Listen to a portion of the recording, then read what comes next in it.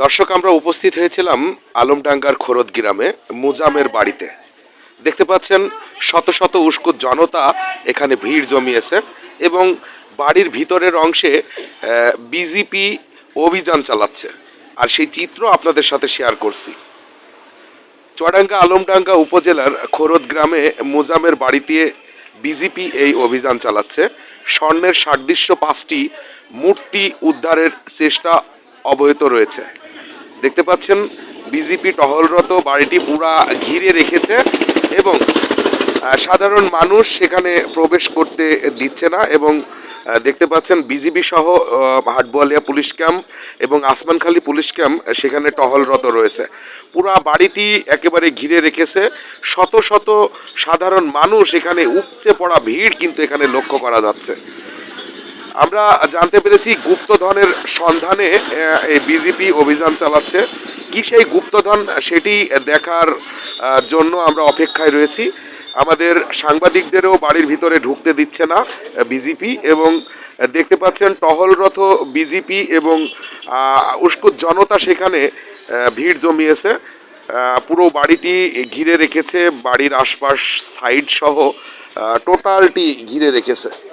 সম্মানিত দর্শক, এখানে পুলিশের অবস্থান রয়েছে কঠোর এবং বিজেপির অবস্থানও কঠোর।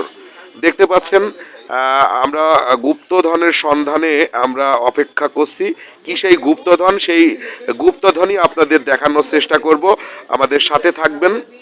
চুয়াডাঙ্গা আলমডাঙ্গার খোরদ গ্রামে বর্তমানে আমরা অবস্থান করছি। শত শত সাধারণ মানুষ কিন্তু এখানে অপেক্ষারত রয়েছে।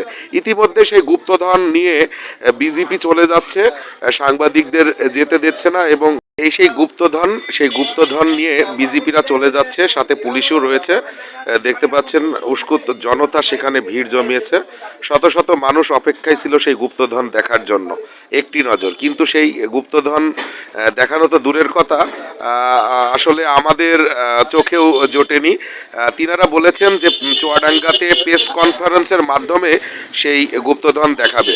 দেখতে পাচ্ছেন পুলিশ প্রশাসন এবং বিজেপি সকলেই এখান থেকে চলে যাচ্ছে। আমরা একজন পুলিশ সদস্যর মোবাইল থেকে আপনাদের সেই মূর্তি, 5টি মূর্তি উদ্ধার করেছে একটি পিতলের কলসি থেকে। সেই মূর্তি আপনাদের ভিডিও চিত্রই দেখানোর চেষ্টা করব। দেখতে পাচ্ছেন উস্কুত জনতা এখানে ভিড় জমিয়েছে। দর্শক, প্রচুর মানুষ এখানে এসেছে। আর দেখতে পাচ্ছেন আমরা সেই মূর্তিটি একটি মোবাইল ফোনে ভিডিও করা রয়েছে, সেটি আপনাদের দেখানোর চেষ্টা করব। এই সেই পিতলের কলসি এবং 5টি মূর্তি দেখতে পাচ্ছেন, একেবারে চকচক করছে মূর্তিগুলো। পিতলের কলসিতে যদি মূর্তিগুলো থাকতো তাহলে তো মাটির সাথে মিশে থাকতো এবং মাটি লাগা থাকতো। এটি আমাদের প্রশ্ন। আমরা কথা বলবো স্থানীয়দের সাথে। কয় পিস? 5টা। কার বাড়ি পাইছে? কার বাড়ি? মুজামের বাড়ি। মুজামের বাড়ি। কিসের ভিতর পাইলো? ও একটা বেতলের ঘোড়া। বেতলের ঘোড়ার ভিতরে? হ্যাঁ। কয় পিস ছিল? 5 পিস। 5 পিসই দেখলাম তো এখন। আচ্ছা আচ্ছা। নতুন বিল্ডিং নির্মাণ হচ্ছে। এই নির্মাণকৃত বিল্ডিং এর নিচেই মাটি খোঁড়ার সময় আসলে এই গুপ্তধন যে পুতুল 5টি পাওয়া গেছে। এই যে বিল্ডিংটি নির্মাণ হচ্ছে এখানে মাটি খোঁড়ার সময় পাওয়া গেছে। ওনারা আসলে বাড়িতে নিয়ে যে রেখেছিল সেই 5টি পুতুল একটি কলসির ভিতর থেকে আপনার বিজেপি উদ্ধার করেছে।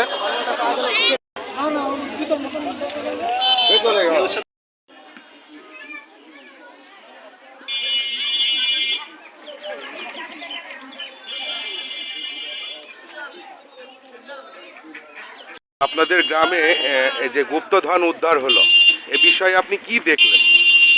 দেখলাম 5টা মূর্তি জাতীয় জিনিস পাইলো, একটা ঘোড়া। এটা নিরাই তাদের উঠোনে পোতা ছিল, সেখান থেকে উদ্ধার করে নিয়ে গেল। মানে কার বাড়ি থেকে এটা উদ্ধার হলো? মুজামের পিতার নাম কি? ও চেনিরদ্দি বিশ্বাস। তাই? এখন কি যে ওর ভিতরে আছে, ওই মূর্তিটা সোনা বা হীরা বা অন্য কিছু, এটা তো বুঝতে পারছি না। এটা পরীক্ষা নিরীক্ষার পরে বোঝা যাবে যে এটা কি জিনিস।